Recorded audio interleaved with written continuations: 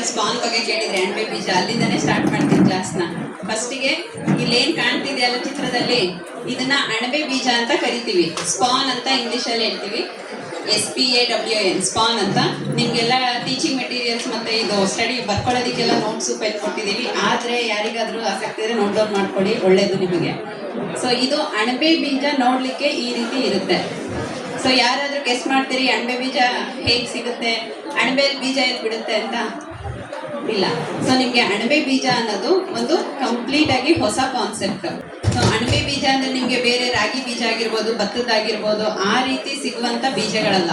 ಈಗ ನೀವು ರಾಗಿ ಅಂದ್ರೆ ತೆನೆಯಲ್ಲಿ ರಾಗಿ ಕಾಳಿರುತ್ತೆ, ಭತ್ತ ಅಂದ್ರೆ ತೆನೆ ಇರುತ್ತೆ, ಅದ್ರದ್ದು ರಾಗಿ ಕಾಳಿರುತ್ತೆ. ಹಣ್ಣುಗಳಂದ್ರೆ ಹಣ್ಣು ಒಳಗಡೆ ನಿಮ್ಗೆ ಬೀಜದಂತ ಒಂದು ಮೆಟೀರಿಯಲ್ ಸಿಗುತ್ತೆ. ಆದ್ರೆ ಈ ಅಣಬೆ ಬೀಜ ಅಂತ ಏನಿದೆಯಲ್ಲ, ಇದು ನಿಜವಾದ ಬೀಜ ಅಲ್ಲ. ಇದನ್ನ ನಾವು ಸ್ಪೋರ್ಸ್ ಅಂತ ಕರಿತೀವಿ ಅಥವಾ ಬೀಜಕಗಳು ಅಂತ ಹೇಳ್ತೀವಿ. ಸೊ ಈ ಅಣಬೆ ಬೀಜಕಗಳನ್ನ ಉತ್ಪಾದನೆ ನಾವು ಪ್ರಯೋಗಾಲಯದಲ್ಲಿ ಮಾಡುವಂಥದ್ದು ಕೃತಕವಾಗಿ. ಈ ಅಣಬೆ ಬೀಜಗಳು ಬೇಕು ಅಂದ್ರೆ ಅಥವಾ ಇದನ್ನ ನೀವೇ ಉತ್ಪಾದನೆ ಮಾಡ್ತೀರಾ ಅಂತ ಅಂದ್ರೆ ಅದಕ್ಕೆ ಸಪರೇಟ್ ಆಗಿ ಟ್ರೈನಿಂಗ್ ತಗೋಬೇಕಾಗುತ್ತೆ. ಅಣಬೆ ಬೀಜ ತಯಾರಿಸಲಿಕ್ಕೆ ಒಂದು ಲ್ಯಾಬ್ ಫೆಸಿಲಿಟಿ ಬೇಕಾಗುತ್ತೆ. ಅದನ್ನ ಕ್ರಿಯೇಟ್ ಮಾಡಿಕೊಂಡು ಕೆಲವೊಂದು ಇನ್ಸ್ಟ್ರೂಮೆಂಟ್ಸ್ನ ತಗೊಂಡು ನೀವು ಮಾಡ್ಬೋದು. ಅದೇನೇನು ಹಂತಗಳಿದೆ ಅಂತ ಕ್ರಿಸ್ಪ್ ಆಗಿ ಒಂದು 2 ನಿಮಿಷದಲ್ಲಿ ಹೇಳ್ತೀನಿ ನಿಮಗೆ.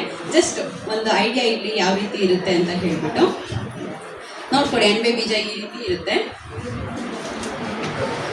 ಈಗ ಇದರಲ್ಲಿ ಒಂದು ಬಾಟಲ್ ಏನಿದೆ ಅಲ್ವಾ, ಇದರಲ್ಲಿ ನಾವು ಕಲ್ಚರ್ ಮೀಡಿಯಾ ಅಂದ್ರೆ ನಾವು ಸೂಕ್ಷ್ಮಾಣುಜೀವಿಗಳಿದೇನು ಶಿಲೀಂಧ್ರ ಅಲ್ವಾ ಇದು ಅಣಬೆ ಬಂದು, ಇದನ್ನ ಸಾಕ್ಲಿಕ್ಕೆ ಹಾಕುವಂತ ಫುಡ್. ಈ ಮೀಡಿಯಾ ಕಲ್ಚರ್ ಇದನ್ನ ಲಿಕ್ವಿಡ್ ಫಾರ್ಮುಲೇಷನ್ ಅಲ್ಲಿ ದ್ರವ ರೂಪದಲ್ಲಿ ತಯಾರಿಸ್ಕೊಂಡಿರ್ತೀವಿ. ಇದ್ರಲ್ಲಿ ಬೇಕಾಗಿರುವಂತ ಪೋಷಕಾಂಶಗಳನ್ನೆಲ್ಲ ಹಾಕಿರ್ತೀವಿ. ಇದ್ರಲ್ಲಿ ನೈಟ್ರೋಜನ್, ಕಾರ್ಬನ್, ಅದಕ್ಕೆ ಏನೇನು ಬೇಕು ಅದನ್ನೆಲ್ಲ ಹಾಕಿರ್ತೀವಿ. ಅದನ್ನ ನಾವು ಈ ಗ್ಲಾಸ್ ಗಾಜಿನ ತಟ್ಟೆ ತರ ಇರುತ್ತೆ, ಪೆಟ್ರಿ ಪ್ಲೇಟ್ ಅಂತ ಕರಿತೀವಿ. ಅದಕ್ಕೆ ಪೋರ್ ಮಾಡಿ ಅಣಬೆ ಶಿಲೀಂಧ್ರನ ಅದ್ರ ಮೇಲೆ ಹಾಕಿದ್ರೆ ಅದು ಹತ್ತಿ ಆಗಿ ತರ ಬೆಳ್ಕೊಳ್ಳುತ್ತೆ. ನೋಡಿ ಈ ರೀತಿ ಗಾಜಿನ ತಟ್ಟೆಗಳಲ್ಲಿ ಅಂದ್ರೆ ಪೆಟ್ರಿ ಪ್ಲೇಟ್ಗಳಲ್ಲಿ ನಾವು ಹತ್ತಿಯ ರೀತಿಯಲ್ಲಿ ಅಣಬೆನ ಹಾಕಿದೀವಿ. ಅಣಬೆ ಬೀಜ ಸ್ಪೋರ್ಸ್ ಅಥವಾ ಈ ಬೀಜಕಗಳು ಎಲ್ಲಿಂದ ಬಂತು ಅಂದ್ರೆ, ಈಗ ನಿಮ್ಗೆ ನ್ಯಾಚುರಲ್ ಆಗಿ ಅಣಬೆ ಸಿಗುತ್ತೆ ಅಲ್ವಾ, ಬೆಳೆದಿರೋಂಥ ಅಣಬೆಗಳು.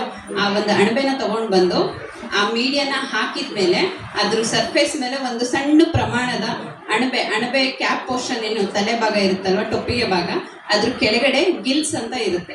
ಆ ಗಿಲ್ಸ್ ಅಲ್ಲಿ ಸಣ್ಣ ಪ್ರಮಾಣದನ್ನ ತೆಗೆದುಬಿಟ್ಟು ಕಲ್ಚರ್ ಮೀಡಿಯಾದಲ್ಲಿ ಇಟ್ಟರೆ ಅಥವಾ ನೀವು ಇದ್ರ ಮಧ್ಯೆ ಇಟ್ಟಾಗ ಈ ರೀತಿ ಬೆಳ್ಕೊಳ್ಳುತ್ತೆ. ಇದು ಮೈಕ್ರೋಸ್ಕೋಪ್ ಅಲ್ಲಿ ನೋಡಿದಾಗ ಈ ರೀತಿ ಕಾಣುತ್ತೆ ನಿಮಗೆ.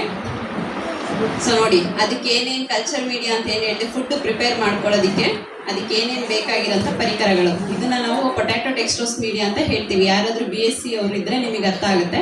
ಪೊಟ್ಯಾಟೊ ಡೆಕ್ಸ್ಟ್ರೋಸ್ ಮೀಡಿಯಾ ಅಂತ ಹೇಳ್ತೀವಿ. ಅಂದ್ರೆ ಆಲೂಗೆಡ್ಡೆಯನ್ನು ಬಳಸ್ಕೊಂಡು ನಾವು ಅದಕ್ಕೆ ಒಂದು ಫುಡ್ನ ತಯಾರು ಮಾಡ್ಕೊತೀವಿ. ಆಲೂಗೆಡ್ಡೆ ಬೇಯಿಸ್ಕೊತೀವಿ, ಅದರಿಂದ ಸ್ಟಾರ್ಚ್ ಅಂತ ಏನು ಹೇಳ್ತೀವಲ್ವಾ, ಅಂಟು ಇದು ಇರುತ್ತಲ್ವ, ಅದನ್ನ ಎಕ್ಸ್ಟ್ರಾಕ್ಟ್ ಮಾಡ್ತೀವಿ.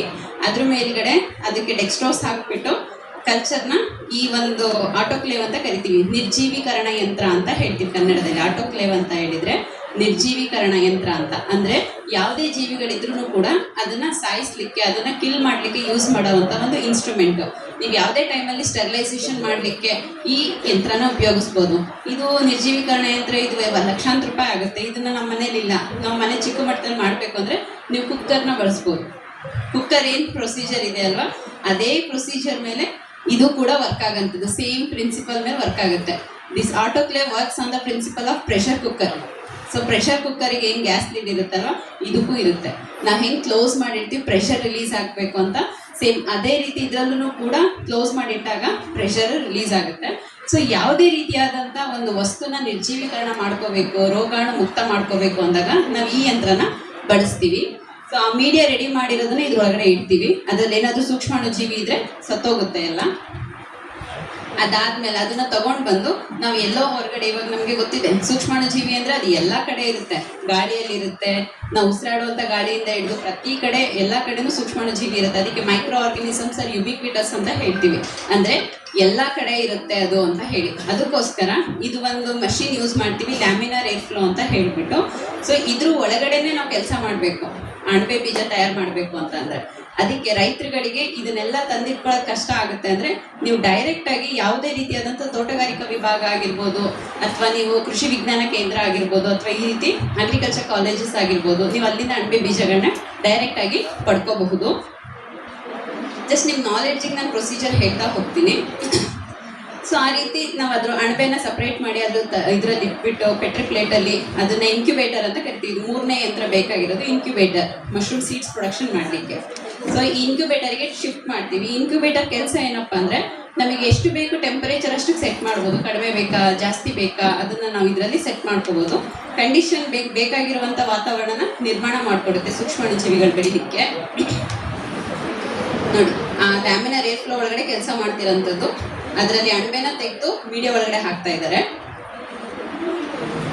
ಅದಾದ್ಮೇಲೆ ಮೊದಲನೇ ದಿನ ನೋಡಿ, ಸಣ್ಣ ಪ್ರಮಾಣದ ಅಣಬೆ ಇದ್ರಲ್ಲಿ ಹಾಕಿದ್ದಾರೆ. ಅದು ನಿಮಗೆ 3 ಡೇಸಿಗೆ ಈ ರೀತಿ ಗ್ರೋತ್ ಆಗುತ್ತೆ. 3ನೇ ದಿನಕ್ಕೆ ನಿಮ್ಗೆ 1 ವಾರ ಆದ್ಮೇಲೆ ಇಡೀ ಪ್ಲೇಟ್ ತುಂಬಾ ಬೆಳ್ಕೊಂಡಿದೆ ಅಣಬೆ. ಅದನ್ನ ಶಿಲೀಂಧ್ರ ಅಂತ ಹೇಳ್ತೀವಿ. ಆ ಮೈಸೀಲಿಯಂ ಬೆಳ್ಕೊಂಡ್ಮೇಲೆ ನೆಕ್ಸ್ಟ್ ಅದನ್ನ ಮಾಸ್ ಮಲ್ಟಿಪ್ಲಿಕೇಶನ್ ಮಾಡ್ಲಿಕ್ಕೆ ಯೂಸ್ ಮಾಡ್ತಾರೆ. ಅದನ್ನ ನೀವೇನ್ ಈಗ ನೀವು ಹೇಳ್ತಾ ಇದ್ದೀರಿ ಹತ್ತಿ ತರ ಅದು ಮೈಸೀಲಿಯಂ ಅಷ್ಟೇ ಇದೆ. ಆದ್ರೆ ಬೀಜ ಹೆಂಗಾಯ್ತದು ಅಂತ ಕೇಳ್ಬೋದು. ಬೀಜ ಹೇಗಾಗುತ್ತೆ ಅಂದ್ರೆ ನಾವು ಅದಕ್ಕೆ ಯಾವುದೇ ರೀತಿಯಾದಂತ ಒಂದು ಸಬ್ಸ್ಟ್ರೇಟ್ ಅಂತ ಕರಿತೀವಿ. ಹಂಗಂದ್ರೆ ಮಾಧ್ಯಮ. ನಾವಿಲ್ಲಿ ಜೋಳದ ಬೀಜನ ಯೂಸ್ ಮಾಡ್ತಾ ಇದೀವಿ. ಬಿಳಿ ಜೋಳ ಬರುತ್ತಲ್ವ, ಸೋರ್ಗಮ್ ಸೀಡ್ಸ್, ಅದನ್ನ ನಾವು ಮಾಧ್ಯಮವಾಗಿ ಬಳಸ್ಕೊಂತಾ ಇದೀವಿ.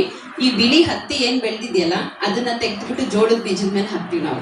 ಆ ಜೋಳದ ಬೀಜದ ಸರ್ಫೇಸ್ ಮೇಲೆ ಈ ಬಿಳಿ ಹತ್ತಿ ಬೆಳ್ಕೊಡುತ್ತೆ. ಅದನ್ನ ನಾವು ಅಣಬೆ ಬೀಜದ ಮೆಟೀರಿಯಲ್ ಆಗಿ ಯೂಸ್ ಮಾಡ್ತೀವಿ. ಅಣಬೆ ಬೀಜ ಅಂದ್ರೆ ಅಷ್ಟೇ. ನಾವು ಅಣಬೆ ಬೀಜ ಅಂತ ಅಂದ್ರೆ ನಾವು ಕೃತಕವಾಗಿ ಜೋಳದ ಬೀಜದ ಮೇಲೆ ಅಣಬೆ ಶಿಲೀಂಧ್ರನ ಹಾಕ್ಬಿಟ್ಟು ನಾವೇ ಬೆಳೆಸಿ ಅದನ್ನ ನಿಮ್ಗೆ ಅಣಬೆ ಬೀಜ ಆಗಿ ನಾವು ಡಿಸ್ಟ್ರಿಬ್ಯೂಟ್ ಮಾಡ್ತೀವಿ. ನೋಡಿ, ಇದಕ್ಕೆ ಏನಪ್ಪ ಪ್ರೋಟೋಕಾಲ್ ಅಂತ ಅಂದ್ರೆ ಫಸ್ಟಿಗೆ ಅಣಬೆ ಇದಕ್ಕೆ ಸೋರ್ಗಮ್ ಸೀಡ್ಸ್ ಏನಿದೆ ಅಥವಾ ಬಿಳಿ ಜೋಳ ಏನಿದೆ ಅಲ್ವಾ ಅದನ್ನ ತಗೋಬೇಕು. ಆ ಬಿಳಿ ಜೋಳನ ತಗೊಂಡು ತಣ್ಣೀರಲ್ಲಿ ಕ್ಲೀನಾಗಿ ವಾಶ್ ಮಾಡಿ, ಅದು ಧೂಳೆಲ್ಲ ಇರುತ್ತಲ್ವ ಅದೆಲ್ಲ ಹೋಗೋ ರೀತಿ ವಾಶ್ ಮಾಡಿ ಅದನ್ನ ಬೇಯಿಸ್ಕೋಬೇಕು.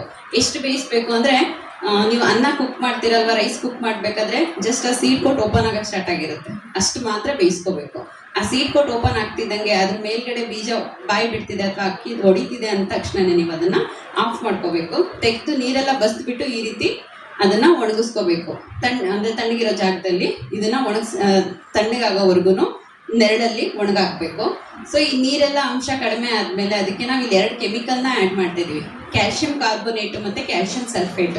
ಯಾರಿಗೆ ಅಣಬೆ ಬೀಜದ ಬಗ್ಗೆ ಇನ್ಫಾರ್ಮೇಶನ್ ಜಾಸ್ತಿ ಬೇಕು ಅವರಷ್ಟೇ ಇದನ್ನ ಬರ್ಕೊಡಿ, ಬೇರೆಯವ್ರು ಜಾಸ್ತಿ ತಲೆ ಕೆಡಿಸ್ಕೊಂಬೇಡಿ. ನೀವು ಪ್ರೊಕ್ಯೂರ್ ಮಾಡ್ಕೊಂಡ್ರೆ ಕೂಡ ನಡೆಯುತ್ತೆ. So calcium carbonate calcium sulphate 2% add ಮಾಡಬೇಕು. 2% ಅಂತ ಅಂದರೆ 1 kgಗೆ 20 ಗ್ರಾಮ್ ಅಷ್ಟು ಕೆಮಿಕಲ್, 100 ಗ್ರಾಮಿಗೆ 2 ಗ್ರಾಮ್ ಅಷ್ಟು ಕೆಮಿಕಲ್ನ ಬಳಸಿ. ನೀವು 1 kg ಬಿಳಿ ಜೋಳ ತೊಗೊಂಡಿದ್ದೀರಾ ಅಂತಂದರೆ 20 gram calcium sulphate 20 gram calcium ಕಾರ್ಬೋನೇಟ್ನ ಆ್ಯಡ್ ಮಾಡ್ಕೋಬೇಕಾಗುತ್ತೆ. ಮಿಕ್ಸ್ ಮಾಡಿ ಮತ್ತೆ ಅದನ್ನು ಸ್ಟೆರಿಲೈಸ್ ಮಾಡ್ತೀವಿ, ಅಂದರೆ ನಿರ್ಜೀವೀಕರಣ ಮಾಡ್ತೀವಿ. ಅದಾದಮೇಲೆ ಆ ಮೈಸೀಲಿಯಂ ಏನಿದೆಯಲ್ಲ ಅದನ್ನು ಅದರೊಳಗಡೆ ಸೇರಿಸಿ ಅದನ್ನು ಇನ್ಕ್ಯುಬೇಷನ್ಗೆ ಇಟ್ಟಾಗ ನಿಮಗೆ ಅಣಬೆ ಬೀಜ 1 ವಾರದಲ್ಲಿ ತಯಾರಾಗುತ್ತೆ. ಸೊ ಇದು ಅಣಬೆ ಬೀಜನ ತಯಾರಿಸ್ಕೊಡುವಂಥ ಒಂದು ಮಾಹಿತಿ. ಇದರಲ್ಲಿ